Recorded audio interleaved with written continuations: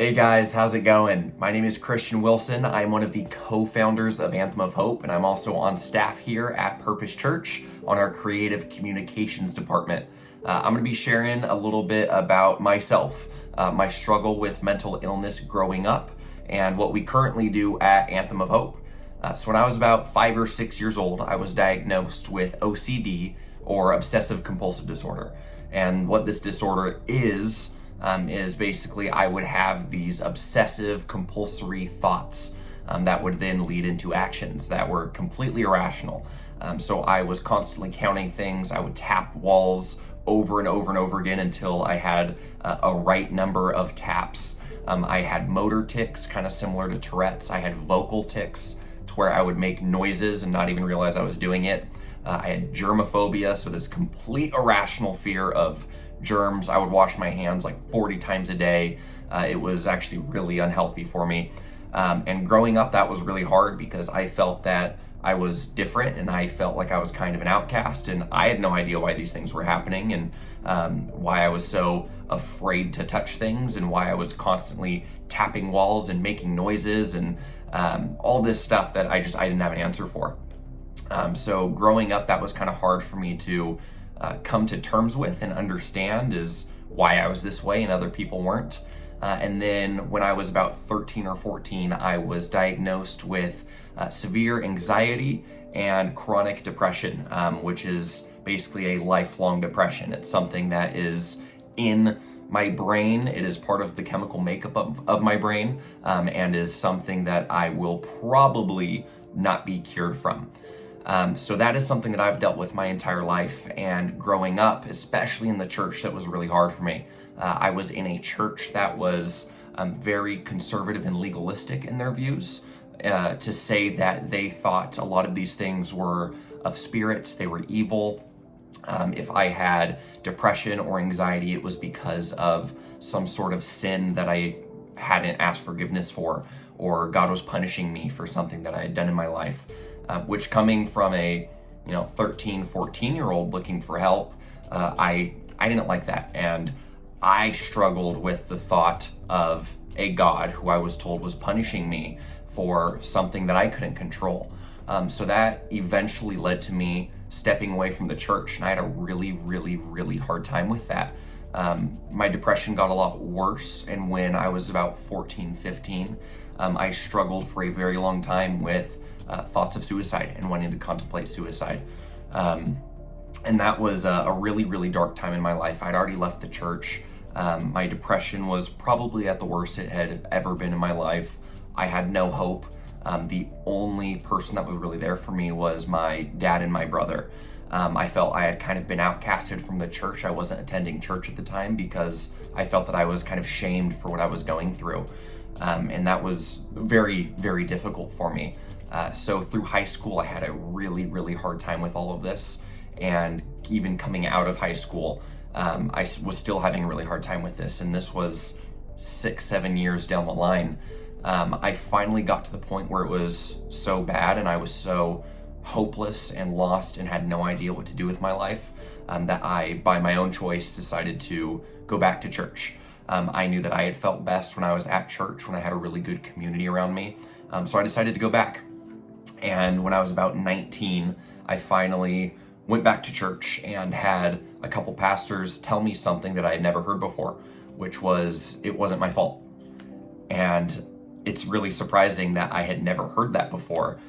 When I first say it, even now, I think it's kind of silly to say, but I had never been told before that it wasn't my fault and that God wasn't punishing me, and that's why I have depression. And there wasn't some sin that I wasn't being forgiven of, and that's why I was having suicidal thoughts. They told me that God loves me through all my faults, all my sins, and there's nothing I could do that could take God's love away.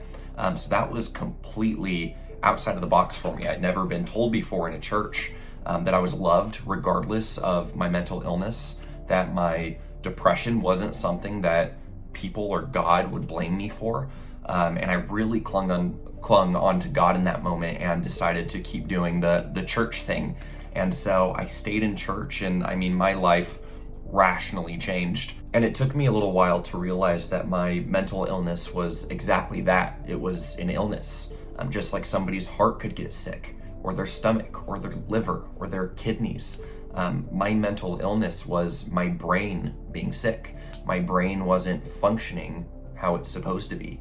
And so that took a little bit of time for me to come to understanding with, that there was no reason for me to be ashamed or scared or think that God was punishing me for an illness, because I knew that he wasn't. And so finally I came to this realization and found out that other people were struggling just like me within the church. And I thought I was alone, and I realized I wasn't alone. I just didn't have anybody to talk to about it. And that the conversation of mental health and mental illness wasn't being talked about because people were afraid to talk about it. People didn't want to talk about it. There were a lot of people who just didn't understand, and so it never came up in conversation. And so this is something that my brother and I realized, and both of us struggled with depression and mental illness and being pushed away from the church because of those things. And so we finally decided to start Anthem of Hope, which is exactly that. We wanted it to be an anthem, or a group of us singing this song of hope to people who are hopeless. We want to spread awareness for mental illness and mental health and make sure that this is a topic that is talked about within the church. We want to be the people that we wish we had to help us. And so we are speaking at churches nationwide. We have a website where people can go and receive free help from a licensed therapist or counselor, completely free of charge, and talk to them about what they're going through. And we want to give people the tools that we wish we had. And if you are struggling with mental health, if you have some sort of mental illness, I want you to understand that you are not alone. Almost 1 in 4 people, almost 25% of people have some sort of diagnosed mental illness. And that does not change whether you are inside of the church or outside of the church. Almost 25% of people in the room with you right now have some sort of diagnosed mental illness. So you are not alone in this. I promise you, there are way more people than you think who are struggling just like you, and are quite frankly afraid to talk about it because they don't know what that conversation looks like. They don't know how people are going to react to them.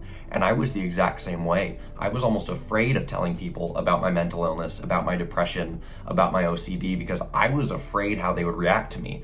I didn't want people to view me as some weirdo who just counts numbers and makes vocal tics when he's talking.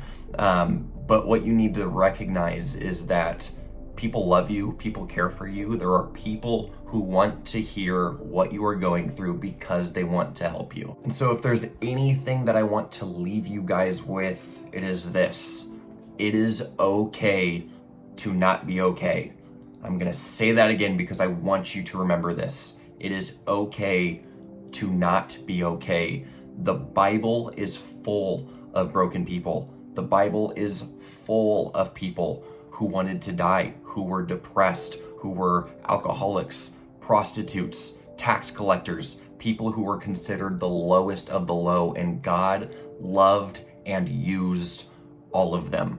So I want you to know that it is okay to not be okay. You are not a burden. There is no sin and there is no mess that is too messy for the grace of God, and you are absolutely unconditionally loved. If you guys are struggling, I beg that you please reach out to somebody, whether it's a parent, a loved one, a friend, a family member, somebody at the church, your pastor, a leader, somebody who you trust. Please, please, please reach out to them. It is always better for you to tell somebody that you are struggling than it is for you to stay quiet. You are not a burden. You are cared for, you are loved, and your life is worth living.